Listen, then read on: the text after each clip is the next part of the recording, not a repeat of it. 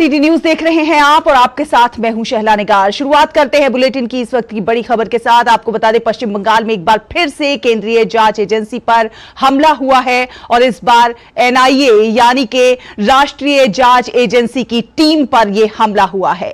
पूर्वी मेदिनीपुर के भूपति नगर में दिसंबर 2022 के एक धमाके की जांच के सिलसिले में एनआईए की टीम पहुंची थी, जिस पर यह हमला हुआ है। एनआईए की टीम आज सुबह एक आरोपी को पूछताछ के लिए ले जा रही थी, तब गांव वालों ने एनआईए की टीम पर हमला कर दिया। गांव वालों ने आरोपी को रिहा करने की मांग की। एनआईए के वाहन पर पत्थरबाजी की गई, जिसमें गाड़ी के शीशे फूटने की भी खबर मिल रही है। आपको बता दें, यह हमला ईडी की टीम पर हमले के 2 महीने के बाद सामने आया है। शाहजहां शेख के घर छापा मारने गई ईडी की टीम पर स्थानीय लोगों ने हमला किया था। तो बेहद महत्वपूर्ण खबर, बड़ी खबर आपको बता रहे हैं कि पश्चिम बंगाल में एक बार फिर से केंद्रीय जांच एजेंसी पर जिस तरह से हमला हुआ है, बेहद अफसोसनाक ये हमला। संवाददाता प्रसन्नजीत बख्शी इस खबर पर ज्यादा जानकारी के साथ हमारे साथ जुड़ गए हैं। प्रसन्नजीत, क्या है पूरी जानकारी? शैला, एक ही तरह की जो मोडस ऑपरेंडी अगर हम कहें तो एक ही तरह की मोडस ऑपरेंडी है और वहां पे कोर्ट ऑर्डर के हाई कोर्ट की आदेश के अनुसार ये एनआईए जांच जारी है भूपति नगर की इस ब्लास्ट के बारे में। और वहां पे ये जो आरोपी है, इन आरोपियों को एनआईए की समक्ष हाजिर होने के लिए 2 बार समन भेजा गया था, लेकिन ये जो सारे लोग हैं आरोपी, ये तृणमूल कांग्रेस की लोग हैं और इन्होंने चुनाव में व्यस्त है बोल के एनआईए के सामना नहीं किया। तो आज एनआईए वहां पे पहुंचे और एक या 2 शायद आरोपी को वहां पे हिरासत में लिया गया, मतलब गिरफ्तार नहीं किया गया, सिर्फ पूछताछ के लिए हिरासत में लेकर फिर वापस आने की कोशिश कर रहा था एनआईए की टीम। उस वक्त साथ में पुलिस को भी खबर किया था।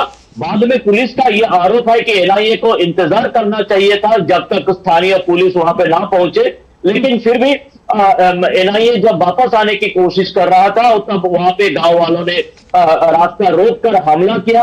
और जिस तरह से हमने संदेश खानी में यह देख पा रहे हैं हम, इस तरह से गांव वालों ने वहां पे रास्ता रोक के हमला किया है और ऐसी स्थिति पैदा कर दिया था कि फिर वहां एनआईए को पुलिस का हेल्प लेना पड़ा। साइला, ये भी जानना चाहेंगे प्रसन्नजीत, जैसे कहा जा रहा है कि गांव वालों ने हमला किया, ये गांव वाले थे या पर्टिकुलर किसी पार्टी के कार्यकर्ता थे?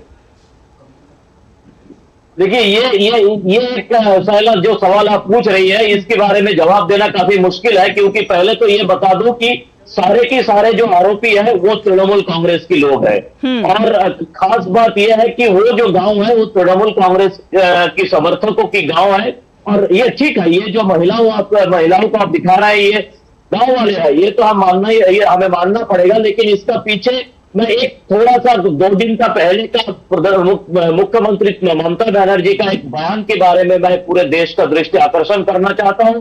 उन्होंने उत्तर बंगाल में एक चुनावी रैली में यह भाषण दी थी कि आप डरिए मत सेंट्रल जांच किसी एजेंसियों से और डटकर सामना कीजिए। इसका क्या मतलब आप हम निकाल सकते हैं, ये देखिए उसका नतीजा हम देख पा रहे हैं कि ये जो महिलाएं हैं, ये अगर इनको हम गांव वाले कहें और कुछ भी कहें, इन लोगों ने चीफ मिनिस्टर ममता बनर्जी का बातों को मानकर डॉक्टर सेंट्रल एजेंसी का सामना कर रहे हैं। इसको अगर डॉक्टर सामना करना कहते हैं तो साहिला, लेकिन ये तो बड़ा ही हास्यास्पद है इस तरह से सामना करना। केंद्रीय जांच एजेंसियां अगर अपना काम कर रही हैं तो पूछताछ अगर कर रही है, अगर आप सही हैं तो आप उस पूछताछ में बातों का जवाब दीजिए। आप ये बताइए कि पूछताछ करने गई थी जो एनआईए की टीम, क्या कुछ बातचीत भी हो सकी या उससे पहले ही यह हमला हो गया? दोबारा एक बार सवाल पूछिएगा। मैं ये जानना चाहती हूं कि जो जांच एजेंसी हमारी पूछताछ करने के लिए गई थी, क्या वो उन आरोपियों से बातचीत भी कर पाई या उससे पहले ही ये हमला हो गया? नहीं, वो आरोपियों को उठा के फिर वापस अपने किसी कैंप ऑफिस या किसी ऑफिस में लेकर जाने के समय पे इन आरोपियों को छुड़वाने के लिए गांव वालों ने हमला कर दिया। ये काफी खतरनाक है इस तरह से। देखिए मैंने वैसे आरोपियों को छोड़ी माने इस तरह से किसी एजेंसी से छुड़ा कर ले जाने की जो कोशिश है ये अलग किस्म का मैं कहूंगा कि संजीव, ये तो लॉ, वहां की लॉ एंड ऑर्डर पे भी एक बड़े सवाल खड़ा करता है। इस तरह से कैसे लॉ एंड ऑर्डर मेंटेन होगा? बिल्कुल, मैं वही कह रहा हूं कि देखिए चुनाव आयोग पिछले 2 दिन से यहाँ पे जो स्पेशल ऑब्जर्वर भेजा गया है मिस्टर आलोक कुमार, इन्होंने पिछले 2 दिन से सिर्फ आने वाले चुनाव के समय पे लॉ एंड ऑर्डर स्थिति को किस तरह से कायम किया जाए इसके बारे में लगातार बैठक कर रहे हैं। तो आप इस घटना से आपको पता चल जाएगा कि क्यों election commission of India Bengal की लॉ एंड ऑर्डर को लेकर इतना चिंतित है। क्योंकि इस तरह से अगर एनआईए के ऊपर हमला, इस तरह से पहले हमने जब देखा कि ईडी के ऊपर हमला, इस तरह से जो आरोपी को साथ में लेकर एनआईए वापस आने की कोशिश कर रहा है तो उस आरोपी को छुड़वाने की कोशिश, तो ये जो लॉ एंड ऑर्डर की एकदम बदतर स्थिति है इसके बारे में तो चुनाव आयोग काफी चिंतित है और लंबा लंबा बैठक यहाँ पे जारी है। आज भी शायद बैठक जारी है।